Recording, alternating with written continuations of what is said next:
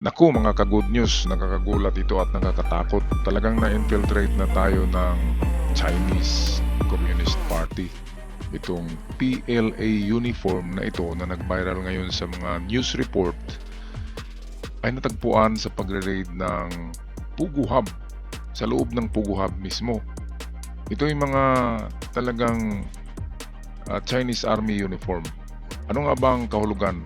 Ito ba'y banta sa national security o hindi? Atin panoorin ang balita ng UNTV. Reporting in the manner of yung concern natin, which is national security, and with the uniforms that we're seeing, these are all parts of evidences at hand.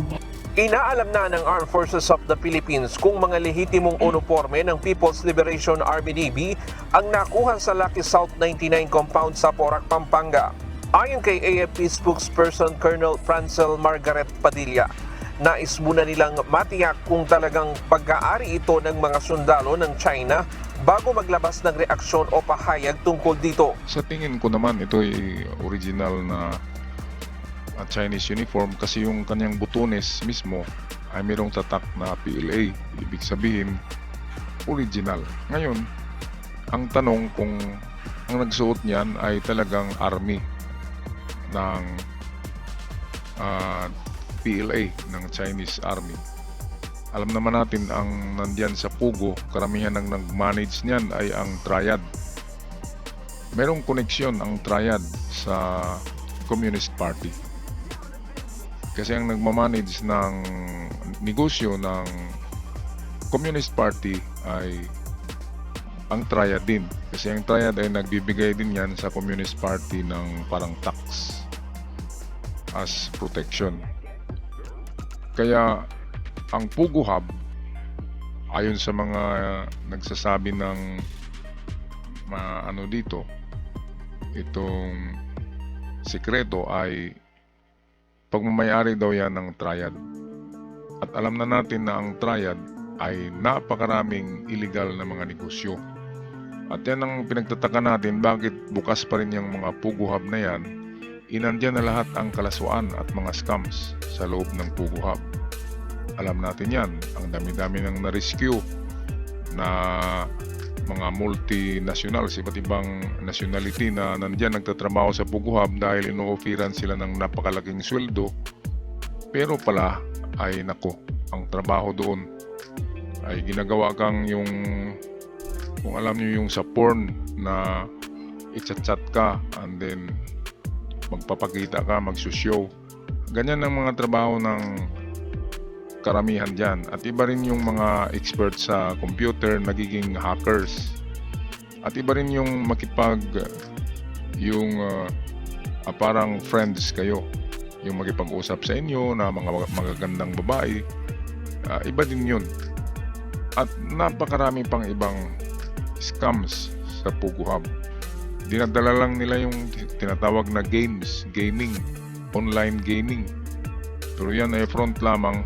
Ang katotohanan ay lahat ng kalaswaan, pati na druga ay nandyan, galing sa China dyan, sa Pugu Hub na yan.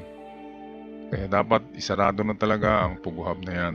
So we are trying to look at the veracity of the report, whether they're legit uniforms, and these are also very few in number, no, to be part of a troop. So we do not want to unnecessarily cause panic to the general public. Para naman sa Philippine Navy, hindi pa nila ikinukonsiderang banta sa national security ang mga krimeng kinasasangkutan ng mga pogo sa bansa. Anong hindi banta ito sa national security? Sabi nga sa Pinoy Mystery Channel na yung Pugu Hub sa Cavite ay isang fortress. Ibig sabihin isang military infrastructure yan. Kasi sa basement niyan ay mga tunnel na mayroong pagtataguan. At ang mga tunnel na yan ay mayroong mga exit kung sakaling sila dyan, ma-corner. Kaya kung i-raid ang mga Pugu Hubs or Pugu buildings, ay wala kang makikitang mga Chinese na nag-manage niyan kasi meron silang tunnel na sikreto na papunta sa labas or sa dagat. Automatic na makakalabas sila ng malayo at hindi mahuhuli. At alam nyo ba na ang mga fortress na yan at ang mga Pugo buildings na yan ay naka-located talaga yan sa mga strategic na lugar which are malapit sa sabihin natin malapit sa mga airport, malapit sa military camp ng ating mga armed forces, malapit sa sentro ng negosyo, kasi strategic places ang pagpatayuan ng mga fortress na yan, ng mga building na yan ng Pugo. Kasi pagdating sa talagang purpose niyan, kung magkaroon ng World War III, ay automatic na yung mga nagtatrabaho diyan ay magbihis na yan ng uniforme ng PLA. Ganyan yung kaya yung nakitang diyan, mga uniform, yun ay naiwan lang yun. Pero ang totoo niyan, napakaraming uniform niyan nakatago sa basement. Kasi lahat ng mga nagmanage diyan sa Pugo, yung mga lalaki diyan, ay automatic magiging army. Pagsapit ng World War, ay magbihis na yan ng Chinese uniform ng PLA. At magtaka tayo bakit nakapasok na ang mga Chinese na army ng Communist Party. Iyon pala, lahat ng Pugo Hub workers ay automatic yan na PLA or Chinese military.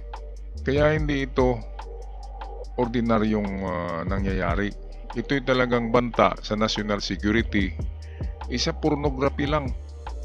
Dapat yan na yan, ang daming diyan, nagigita ngayong mga sex toys, kaya merong show diyan, merong mga kalaswaan na nagaganap inside the Pugo. Sinasabi na yan ng mga nahuhuli na yun daw ang ginagawa sa kanila, tinotorture sila pag hindi sumusunod. Kaya kawawa, karamihan ng trabahante diyan Chinese din, na mga babae binubugbog. Meron ding mga Indonesian, Malaysian, pero kukunti lang ang mga Pilipino na pinapasok diyan. Ang kanilang ni-recruit ay yung malalayo na mga bansa ng mga Chinese na yan, na sinasabi ay mga triad daw yan, na nagmamanage ng negosyo na yan ng Pugo.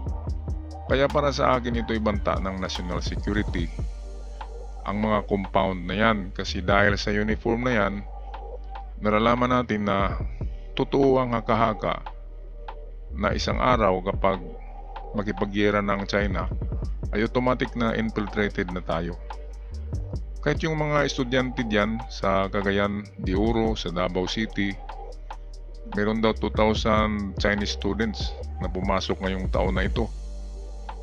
Kaya yan, dahil sa edad, mga edad ng mga yan, nag-umpisa sa 18 to 20 plus. So pwedeng mga army din yan ng PLA. Ang mga yan, automatic magbibihis yan ng PLA. Kapag magkagyera na, ay automatic meron ng nakapasok sa loob ng ating bansa na hindi namalayan kasi planted ng matagal. Ayon kay Navy spokesperson for the West Philippine Sea, Commodore Roy Vincent Trinidad, inaalam pa nila kung may mas malalim na koneksyon ang mga Pogo sa mga hindi pangkaraniwang krimen.